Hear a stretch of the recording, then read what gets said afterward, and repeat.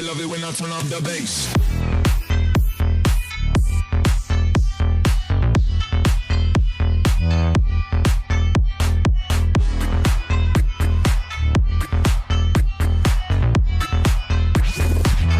They love it when I turn up the bass.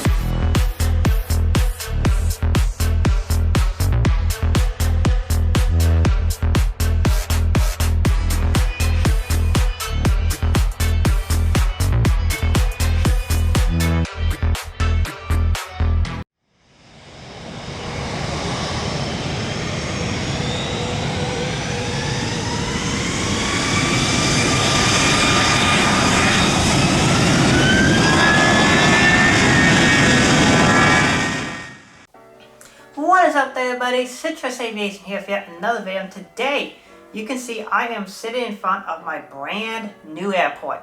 This is Raleigh-Durham International Airport Terminal 1, and this is a new project I've been working on that I just completed, as you can see here. And in today's video, I'm going to show you start to finish how you can build this airport in under 24 hours. We're going to start all the way from basics, from getting the supplies to the finishing the video and getting all the items put together and kind of showing you everything you need and the whole process I went through to put this airport together in a relatively short period of time. So the airport that you're looking at here is Raleigh-Durham's International Airport Terminal 1. This is the ULCC discount carrier terminal. It houses Southwest Airlines, Spirit Airlines, Breeze Airways, Evelo. And I'm going to show you how I built it, how I put it all together, and that's what this video is all about, as well as showing off the airport for the very first time to y'all.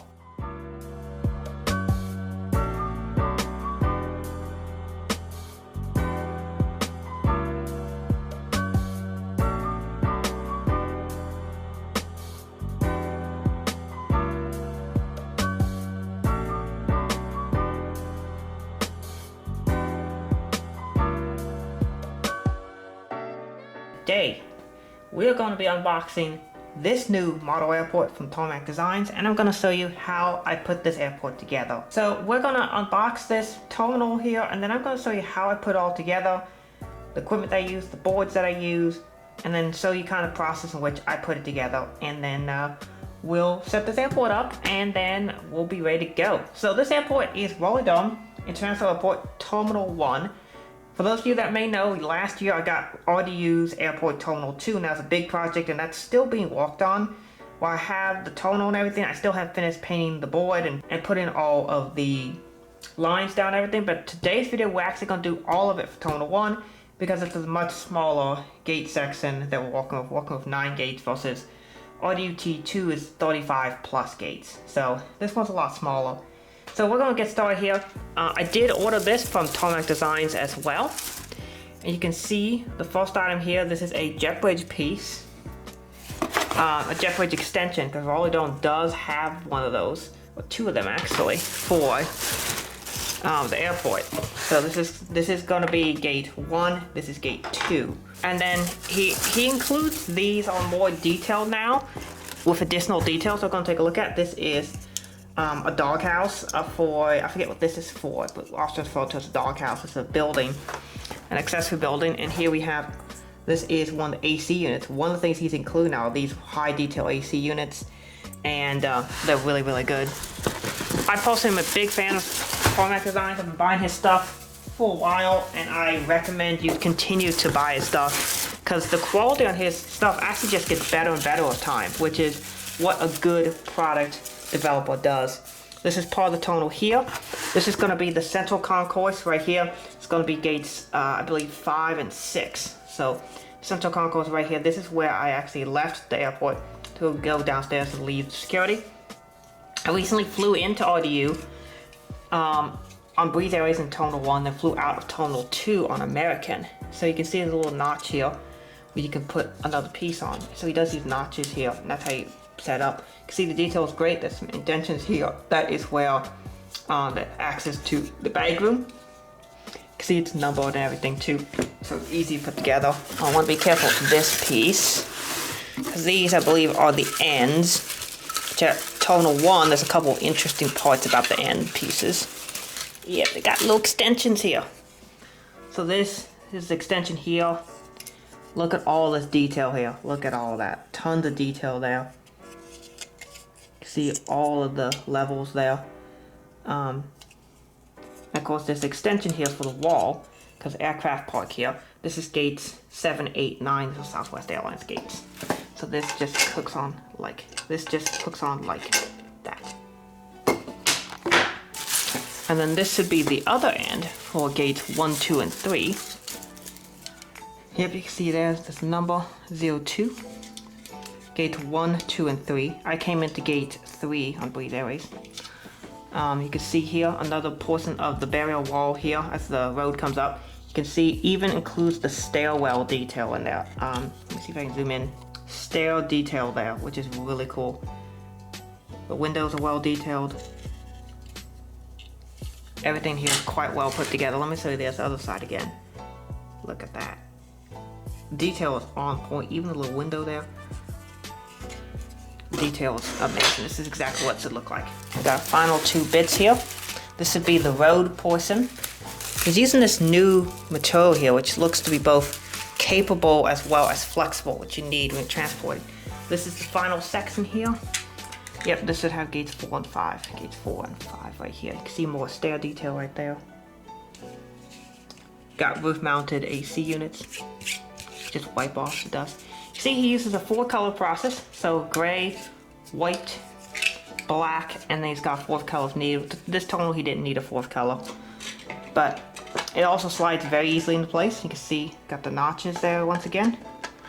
Just put together like that. Slide that piece in. Slide the 4th piece in. And you've got your terminal all set up. Very easy to put together. No problems whatsoever. Final piece here, this should be the awnings for the road section. Oh, sorry, no. This is the house here at one of the ends. So looking at the schematic that Tarmac Design sent me, this AC unit goes here, and this little piece slots in right into here. The other building, that looks quite nice, right over here. This one goes right here. It appears to be a cargo facility. And then your 2 bridges, this is bridge 1. It just slots right into the hole, right there. And just put it on like that. And then the bridge for gate number 2 slots right there. And you've got your Breeze Airways gates all set up. Well, actually, Velo has gate 1 and Breeze has gate 2 and 3. As per usual, I'm using this 4-foot bifold table here from Target. It's literally just $40 per table. If you're looking for a good table to put your model airports on, I recommend this. It's a great solution. And it's affordable, plus the table stays flat, even in the middle crease here. So on some of the folding tables, the crease will kind of cause the table to bow up a little bit. Not on this one, stays nice and flat. Highly recommend these as a base for your model airport. And then you can put wood, whatever you want to put as your surface down, and then put your airport on top of that. One of the things you will have to do with these boards, because they are considered to be patch panels, they do have kind of a coating on them, and that does need to be wiped off. So it's kind of a dusty white coating. So just take like whatever cloth, whatever it is you want to use, and give it a clean. You just kind of have to wipe the entire surface and the sides and the back, and then you'll have a clean board that you can put models on. The board that I'm using for this model airport is going to be a 2-foot by 2-foot panel. It's patch panel. And so these can be bought at Lowe's, Menards, Home Depot, wherever you want to. I personally bought these at Lowe's, and they're like $7-8 a piece. And they're patch panels, so they're like this gray color, so it's very perfect for what you want to do for like a Tarmac, because Tarmac's usually kind of grayish, brownish color, and it looks good. So pick these up. They do need to be cleaned once you pick them up, and then you can just put them on top of the board and you can start painting. So what kind of materials are you going to need to build your model airport? Well, it's pretty simple. You're going to need a table, just down here. You're going to need some boards to put on top of the table. And then you're going to need a terminal, and some airplanes, of course. And you're going to need some jet bridges to put at that terminal. And then you're going to need some things to draw out the lines and everything. Well, you're going to need a few things. You're going to need a ruler, because you're going to measure things with this. You're going to use it as your straight edge. You're going to want some sort of a curved piece, protractor device, whatever you want to use. This will be used to make curves. Unfortunately, I wish I had a smaller one because I really could use that, but a smaller one would be nice, but here's this one. You're gonna want some marking tools. So as you'll see, for doing the lines on the pavement, you're gonna want a nice light pencil. You're gonna need a pen for your roadways and for some other things as well that you want a little bit more defined. This will also be used, for more defined marking areas, particularly for gate outlines. And then these will be used for gate outlines and taxiway markings. So you're gonna want yellow, white, and red if you can get it. I don't have a white one, so we're just gonna use yellow and red for this. And then you're gonna use this charcoal piece for doing the weathering, which I've weathered basically the entire airport. This is actually being recorded at the end because I wanted to wait to do the tool parts until I did the entire thing and told you everything I needed. And you're gonna want two other things. You're gonna want like a piece of plastic that comes in like a German Jets model or whatever, and this is to move the model airplanes around as you need to put it in places to get your measurements and such correct. And then a little tweezer to move small items around, such as GSC. When you're ready to draw the lines for all the squares to make the tarmac, it's pretty simple. Just put your straight edge down. Use a pencil, not a pen, because a pencil will be lighter on the surface and will leave a lot more room for weathering and things like that. Just simply put the straight edge down, line up the pencil, and just go along the straight edge. Lightly, do not go down in a firm fasten, just do it lightly like that, and you'll be good to go. Now I just have to do this like 200 more times and I'll have the entire board done. So as you can see, the lines have been done. You can see all of the concrete squares have now been put in place. Now it's time to start positioning the aircraft to make them look approximately how we want to, and to basically have it set up in a certain manner so that it looks approximately correct. In order to do that, we're gonna need some models and we're gonna need some jet bridges. So here I have a brand new pack of jet bridges I've never opened. I think I've had these for a couple of years, but I've just never opened them. Pretty simple to open, usually from the side they can be opened. We got a sticker pack here, which I am probably actually going to use these gate markers because we are using defined gates that I already know about. I'm not going to need the studs for the jet bridges because those are already with the terminal. Like, I'm not going to need these pieces, but the bridges themselves are going to get used. I'll list them out carefully. Got 6 of them. And then I'm going to need to put some modifications to the bridges because I don't like the stock German Jets bridges the way they are. I tend to like to modify them and make some upgrades to them, which I will show you how to do some of those here, either in its own separate video. I might show you some of it in this video, but some of it's going to be in a separate video. I mean, I'm still waiting on someone to come up with a upgrade kit for the details on these, because you see these are kind of bland, kind of this like gray color, which is old style bridges. Newer style bridges are kind of more of a white cream color. So you get to put on the airline stickers and the gate numbers here, and then I am going to use a marker to make the canopy black, which is going to be a lot more realistic. So here's what the bridge looks like. I've put on the Southwest Airlines stickers because those are the ones that we can use here at Alpha Terminal. Pretty much the only ones actually, because all the others would be for airlines in Bravo Terminal. But here goes Southwest Airlines sticker there. And of course I did the canopy in black, as you can see. Looks good and proper in black, like it should. Unfortunately, the stickers that are supposed to go up on top here on the canopy for the gate number are so small and they're so flimsy, they don't stick on well at all. Now, I realize that my pack here is kind of old. My JetBridge pack I've been having for a couple of years. Now I'm finally getting around to using them. For about 3-4 years, for how long I've had this? Yeah, 3 years. And I'm finally getting around to using it, so maybe that's a factor too. But these stickers have always been kind of a little bit flimsy, and the tiny bridge number 1, I was going to put Alpha 7 on this one, and I tried and it just did not work. So unfortunately not going to be able to do that, but you can see do have the canopy in black and the Southwest Airlines sticker on it. There's only enough stickers to do 2 Southwest Airlines jet bridges, so I'll do that and then I'll put the rest of the bridges out. And pretty simple to set up that way. So now I'm going to show you how I do the weathering for jet bridges. It's quite similar to how I do the taxiways and runways, But here you can see we got the German jet bridge right here. And we're going to use this charcoal, this piece of charcoal right here. It's an art charcoal. You can get it at like a Hobby Lobby or Michael's, whatever craft and art store you want to use. Just want to start rubbing it to get a nice little glaze there. Get a nice little bit of charcoal on there. I'm going to do it on the sides too. You kind of sometimes have to like move the Jetbridge stairs out of the way. You can do this on a German Jet's bridge, you can do this on JC Wayne's bridge, whatever bridge you want to use it on. You'll see like it seems like I'm applying too much here, but it's not, because when we save it in, it'll fade pretty quickly.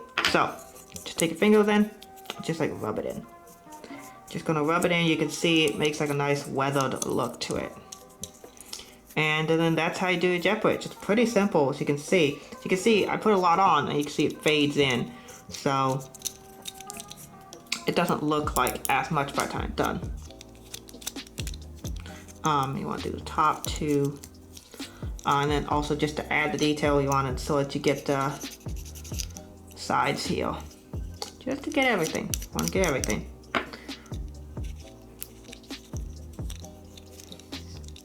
Go. And that's how you weather a jet bridge right there. So that's how I did that, and you can see it looks really nice, looks kind of faded. I'm doing the weather jet bridges for gates 5 through 9, also southwest gates. Those are the ones that are a little bit older, and so they are a little bit more weathered, whereas gates 1 through 4 is the newer section, they don't have any weathering. Putting a bridge in is pretty simple. Just line up the peg of the German Jet's bridge with the peg on the terminal, and then you just put it in there like so. So I'm making great progress here, setting up the aircraft, line them up, and then putting the jet bridges out, and just to kind of position them before I start putting down the markings for the gates. One thing I found out is that the short jet bridges from German Jets are too short, so I need to get more of the long bridges. So temporarily I will steal them off one of my other airports. It's also great because you want to position them because, for example, there's supposed to be a road that is here between gate Alpha 4 and Alpha 5, so I need to position that. It's supposed to be a road between here gate Alpha 6 and 7. I don't think I'm going to have space to have that though, unfortunately. But other than that, for the most part, we're getting the spacing correct. I'm positioning these aircraft, putting the jet bridges out, just ensuring that everything looks about right. And then we'll go ahead and start putting the lines down for these bridges and for these aircraft marking lines. And then we'll get it ready to go here shortly. So the positioning has now been done. I've been able to position all the aircraft I want to in their positions, all 9 gates, been able to make space for the roadways, which we'll do here shortly. But now that we have all these in position, you can see we have Ivalo, gate 1, Breeze at gate 2 and 3, Spirit, gate 4, and then Southwest, it's gates 5 through 9. So what we're going to do next, now that we have these all set up, I'm going to pull the jet bridges back, and we're going to start by putting the lines down for the gates. So in order to do this, we're going to want to use some kind of a marker. You can use a paint pen or a marker. I like these Sharpie markers because they have a fine tip point and they don't leave much in the way of smudges, and the color generally is pretty good, doesn't fade easily.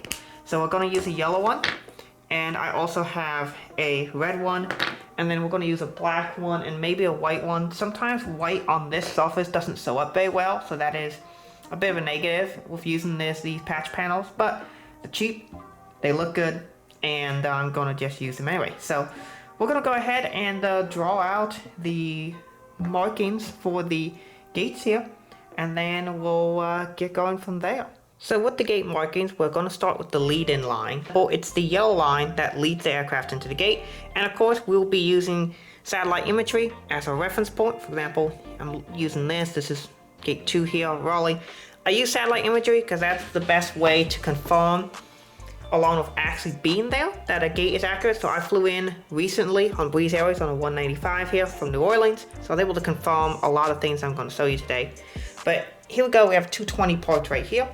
We're going to go ahead and confirm its spot. First I'm going to pull the bridge back, and then I'm going to take my marker and mark the spot where I have the aircraft, because this is where I do want it to be. And then we're going to pull it back, straight back, so I can put the ruler there.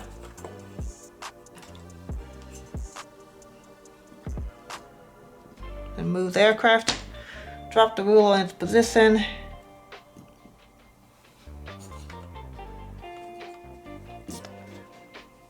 Gonna just reconfirm real quick.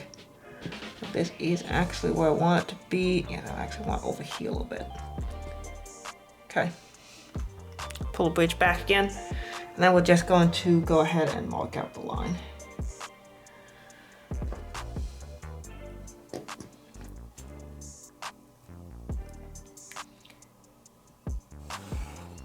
Just gonna do it nice and smoothly, not too much pressure on the board. You want the line to be thick, but not too globby. So that's about right. I might have actually gone a little bit too far there. Yeah, I think I did. So what I have the 738, yeah, the 737 here. So we're actually gonna put the last line here. Now Raleigh has 4 notches for each parking spot, so we're just gonna make that.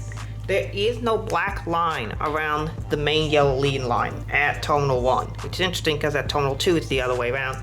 This one is a little bit simpler, less expensive to paint job, was my understanding why they did this.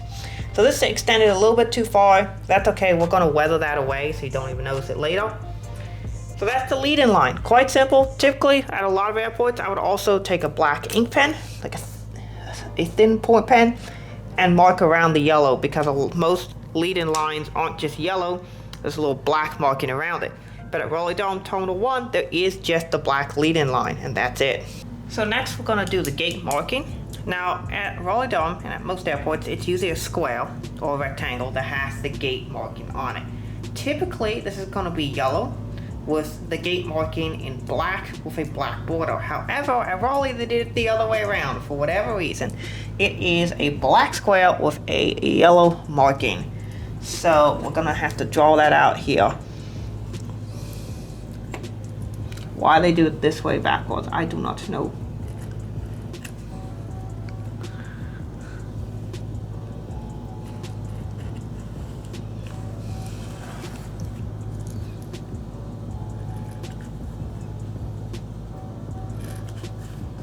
Okay. So I'm gonna draw out the square first in this case, and then I'm gonna mark in the yellow pen Alpha 2.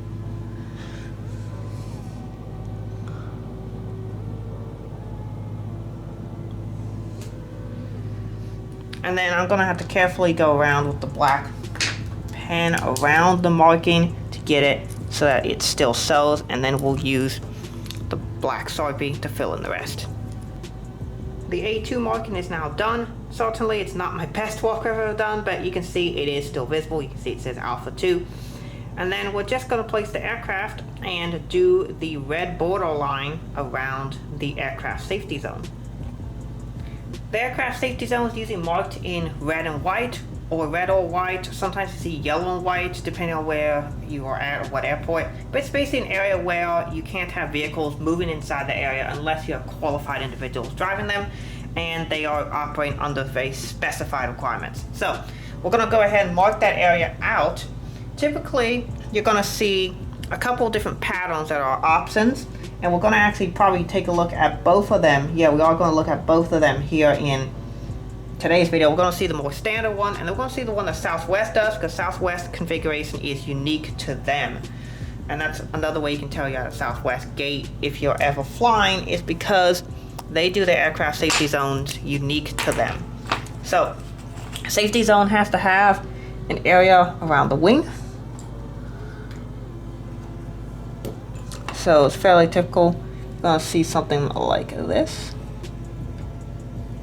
Which about there. Then on the other side, we'll do the same thing. Right about the same position.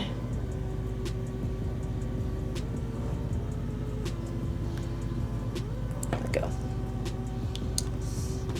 So that is going to be your separation between your wings right there. Right about perfectly even.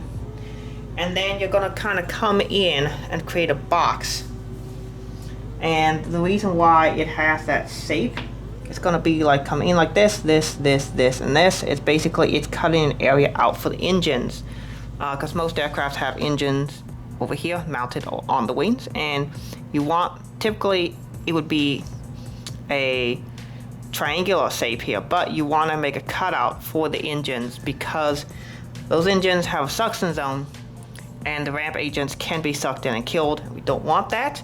So obviously we make an extra little cutout there for the engines. At some airports they even have like a circular pattern here, basically telling you to stay away from that area. Just coming in along here, trying to get it nice and straight.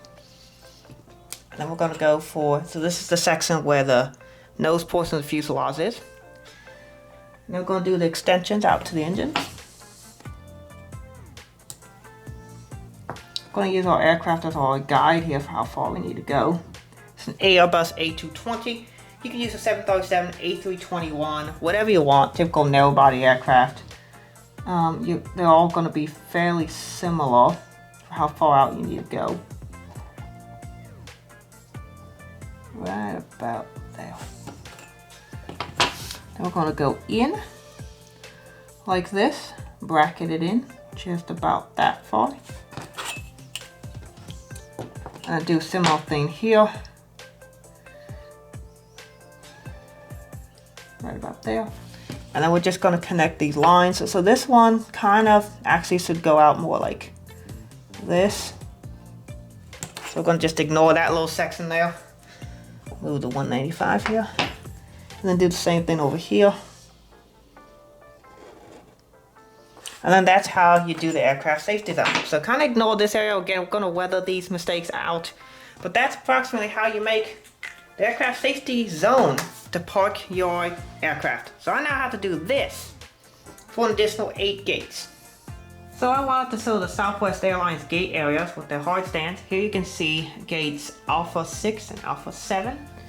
And Southwest does their gates a little bit differently. You can see the aircraft safety zone is in a different shape. It has 2 lines on the sides, and it has the 2 lines coming to a point here up front. That is usually where the pushback is parked. And they do a red line with a yellow line on the outside. So Southwest does that for all of their gates at all the airports that they operate out of. I don't know of any exceptions. Maybe there are some exceptions at some airports, but pretty much every Southwest Airlines airport that I know of that has Southwest service, that has their own assigned gates, has their gates drawn out like this. This is specific to Southwest Airlines only.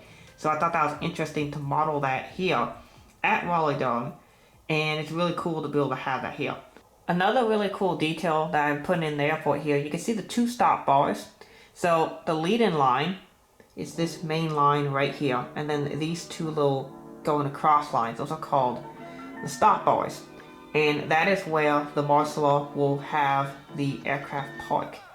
And so those stop bars are designed to be set for certain aircraft types. So you want the nose wheel to park at some specific position depending on the aircraft type. For Southwest Airlines, the further back stop bar is always for the 737-700, and the stop bar is where the wheel will come on the lean line and stop right at the stop bar. So the 737-700 is supposed to park at the further back stop bar, and then the Boeing 737-800 is supposed to go up to the further one. 737-800 Max 8 up here, 737-700, and in the future the Max 7 will park here. So that is the way Southwest does their stop bars and the way they park their aircraft. Doing the roadways was pretty simple. I just simply used one of the GSC vehicles I have here, say the Southwest Airlines catering truck, and just used my ruler and a pen and just drew the lines for that. I also did the stop marks with the stop there, and then same thing here, put the vehicle and did the lines. So the roadways, not too difficult. Black markings work great, particularly on this because I don't have a white pen, so I use black, and black is often used in combination with white at actual airports. So this works great for the setup that I'm doing. So I've now completed doing all the markings on the board. So I have done the gate markings, I've done the roads, and as you can see here, I've also done the taxiway at Raleigh-Durham. So we're now going to add the final finishing touch. Once you've added all your details here, so you got the concrete all done, you got your markings, you got your taxiways, you got roads, what else do you need? You just need some weathering and some detail. And so we're going to do that as the final step of making this airport put together. So how do I weather the board? Well, first you're going to want to use a weathering agent, whether it's just something simple like a pencil, like this, or I have used in the past a tool that's basically a rolled up piece of paper effectively, and then you use that to kind of take some chalk and just smear it on your board. I've used that in the past before. However, I was not able to find that thing. It has, the tool has a special name. I'm sorry if you watched previous videos I've done, I have mentioned it. But I do have these pieces of charcoal, which work pretty well as well. And what you want to do is, if you're going to use your charcoal piece, you're going to take it fairly simply. And you're just going to put it on your board and smear it in the way in which you desire. Like so. And you're just going to take your finger and you're going to smear it in.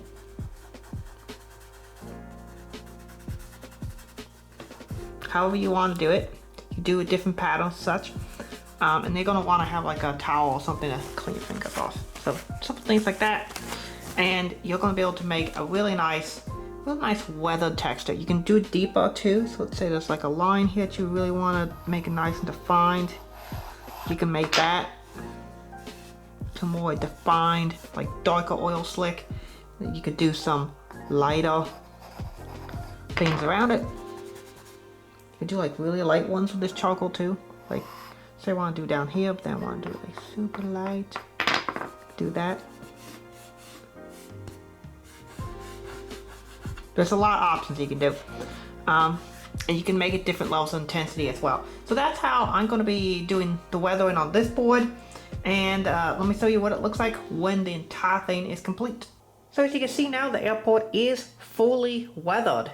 It's done, completed. You can see I've weathered the aprons, the taxiways, even portions of the building here. Now this building is still fairly new, so much of it doesn't need that much weathering. That is one nice thing about doing this project. There isn't going to be as much weathering to this project as some of my other projects, because this building is so recent, particularly this section here, gates 1 through 4. This is the newest section. It's opened up, whereas 5 through 9, a little bit older, it's a couple years old. It was gates 6, 7, 8, 9 opened first, and then gate 5 opened a little bit later, and then 1 through 4 opened recently. So you can tell the weathering is going to be a little bit different because of that. That's just the way it is. It's still going to be fairly light though compared to some of the other terminals I will be doing, such as Atlanta, Hartsfield, Jackson. That will require more weathering, but this project is a good sample project. This is what you should be aiming for if you're doing your first model airport, or if you're an experienced, or even if you're an experienced modeler. This is a good little project to do to sharpen your skills. I was really happy doing this project. It's so good. In full transparency, I did want to mention some of the things that kind of went wrong with this project, or that I could improve on, learn upon. So let's start here with this corner here, top here by gates 8 and 9. There's supposed to be a little stud that's right here on this little section here, this little platform. Unfortunately, when I was weathering this section here, it's one of the few portions of the top of the roof that actually needs weathering. Unfortunately, I broke the stud off. That's supposed to be right here. That stud's broken off.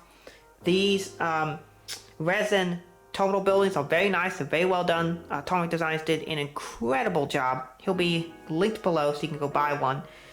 And it's great, but do be careful with these because these are fragile in certain areas. So that little stud was one that broke off. Unfortunately, I'm not going to request that he repairs it, because of course that was my fault for breaking it, because I was trying to kind of get in there and put just a little bit too much pressure on the stud and it broke off. That's just what's going to happen. So just be careful with these when you're going around. It's not the biggest deal. It's not the end of the world. Like, the model's still fine. But just be careful when you're doing that. And, you know, just learn from the mistakes you make, which is what I did here. Another error I made was here on gate 2, where you can see the Breeze A220. You see the little lines, the little red lines here, they extend a little bit too far. When I was measuring it, I kind of didn't measure it all correctly to start. I did put the aircraft correctly, I did get that all done, but I put these lines here, the ones up front, around the engines, a little bit too far back. They should have stopped a little further and then gone out.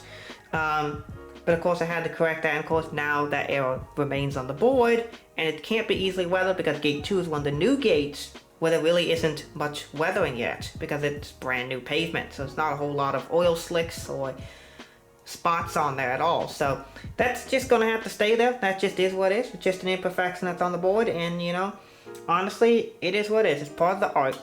The final error I want to discuss is over here on gates 8 and 9. This is Southwest Airlines gate. These gates, when I was drawing them, I lined them up with a 737-800 MAX 8, as you can see here.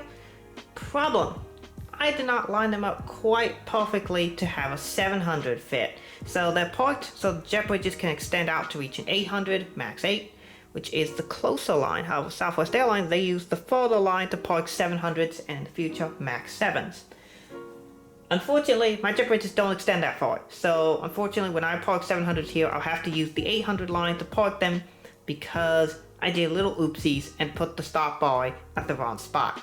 Again, is it going to make a huge difference? Not really, but I do care about these little details, and so that's just something I'm just going to have to live with as that little inaccuracy there. So those are little things I learned when making this board. Of course, you're going to have little errors when you do these too, and these things might bother you a lot, like they do me. But they're just going to have to be things you have to live with and learn to deal with. So that's just the way it is. Sometimes you make errors in life. Nothing's perfect, but then again, it's part of the art, and I actually really enjoyed doing this project. So in order to wrap up the video, I thought I would give a little bit of a tour of this airport, of the board, show it to you from all the angles and kind of give you an idea of what it looks like. So over here, you got your passenger area. This is your egress area where you can come in. You got baggage claims down here, and then you got ticketing down on this end of the terminal. Over here, there are stairs and an escalator to go over to the walkway over the Terminal 1. So that's over there. And then here we have an entrance to the bag room over there, and then the offices there. There's some really nice detail on here, just in general, that I really like they added. I got Jetbridge extensions here for gates 1 and 2 to the terminal. Really nice rooftop details with all the air conditioning units and such. Here you can see even more details from another door on the side. Really love seeing all this work he did, that the Tarmac Designs did.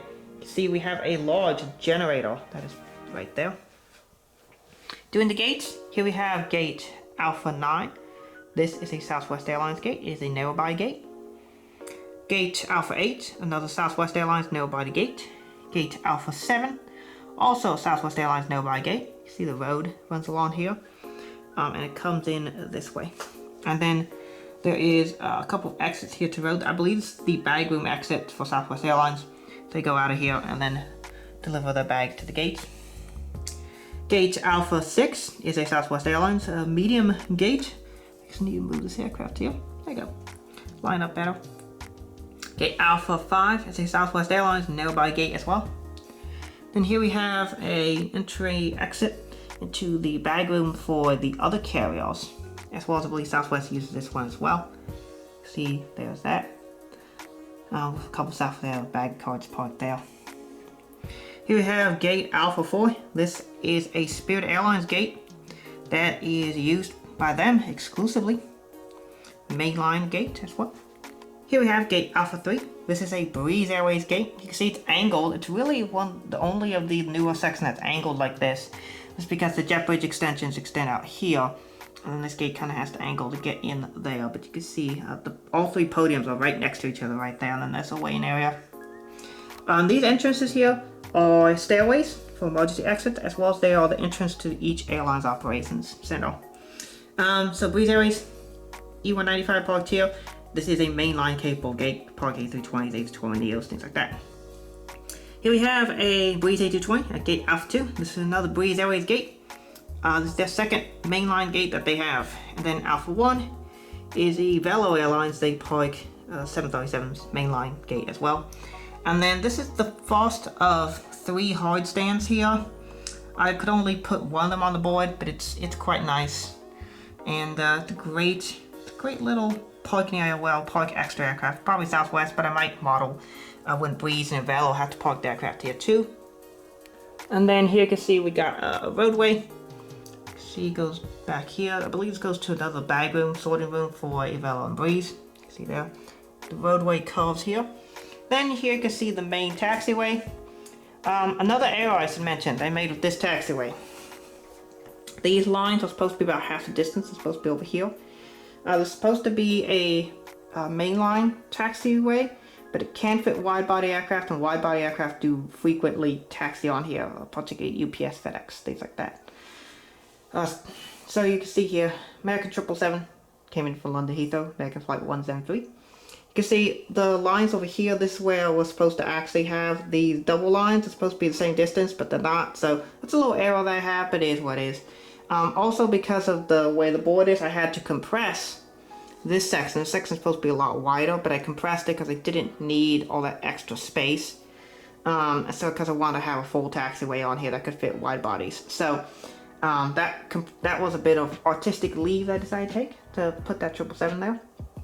You can see this is the full taxiway. And that's the board. So that's the airport. You see it all laid out here, all done, nice, ready to go. And so I want to also go over some expenses, like how much did this whole thing cost? To give you an idea of what an airport like this, what a starting airport, for most people who are starting their collection, what's a good little model airport like this? It's going to be about 10 gates total, going to cost you. So first, you want to have the boards and the table. That was right about $60. The table was $40. The 2 boards are $7 each. You add a little tax to that, so you're just under $60 for that. And then once you have the boards together, you're going to need a terminal to put your model airport with. So a terminal about this size, if it's about 10 gates will cost you about $200, give or take. I paid $162 for the terminal, and then I have 2 packs of Jetbridges. Those are about $35 a piece as well. Tarmac Designs does also offer this terminal with the Jetbridges for $185. So he has his own Jetbridges I use. I just prefer to use the Jetbridges. That's just a personal preference. But Tarmac Designs Jetbridges are also really good, and I highly recommend them as well. So if you want those, you can get them included with your terminal. I highly recommend purchasing your terminals from Tarmac Designs. He has the best terminals out there. No one else is doing better work. He makes a lot of customs. I highly recommend checking him out. So that's this. And then if you want to do the board painting and like put all of the lines, the weathering, everything else, all supplies for that, for the markers, the rulers, everything you need, about $35 on top of that. So in total, you're looking at right around $300 total to build this airport, not including the model airplanes. Just $300 to build the terminal. Model airplanes, you're going to want to put about $50 towards each one. So if you have 10 of them, you're looking at about $500 for the model airplanes. And then GSC, you're going to be looking at about, to put a really high level detailed GSC, to put, you want to have a full set of bag carts, belt loaders, pushback tugs, a couple of other vehicles, some GPUs, air start carts, things like that. Probably looking for each airplane for a full set of GSC need for each aircraft. You're probably looking at around another $50 per aircraft. So probably looking at about another $500 total on top of that to get your GSC. Once you have all that, you have your model airport all set up, looking really fine. So yeah, that's going to be right around, what is that, $1,300 for the models, GSC, and the terminal for the entire layout. Yeah, it's about $1,300 total. But that'll set you up a really nice airport, really nice model, looks really good. You can make videos on it, you can put it on Instagram, you can take it to shows, whatever it is you want to do with it. And you can have a little piece of aviation history right here, right in front of you. So if that's what you want, this is going to be the best option for you. Something that's this size is what I always recommend. Anyone who asks me, how do I start out model airplanes? This is what I say. Start off with something like this, about this size, at about this price point. You're going to want to budget about $1,300 total. If you want to do it over time, that's perfectly fine. Just to build the airport, about $300. So if you want to start that, just build the airport and then build up your model collection towards whatever it is you're looking for. Because these models don't come out all at the same time. These are models released from, the oldest one they have on here is this American 777 that's released back in 2016. The newest one being a 2023 release of the Velo 737. So you maybe take about 5 years to collect all the models you need, and that's just realistic. So you don't need to rush this. This is a hobby. Take your time for it, enjoy it, love it. But that's the airport. So I hope you all enjoyed the video. Thank you all so much for watching. Have a great rest of your day, and God bless you.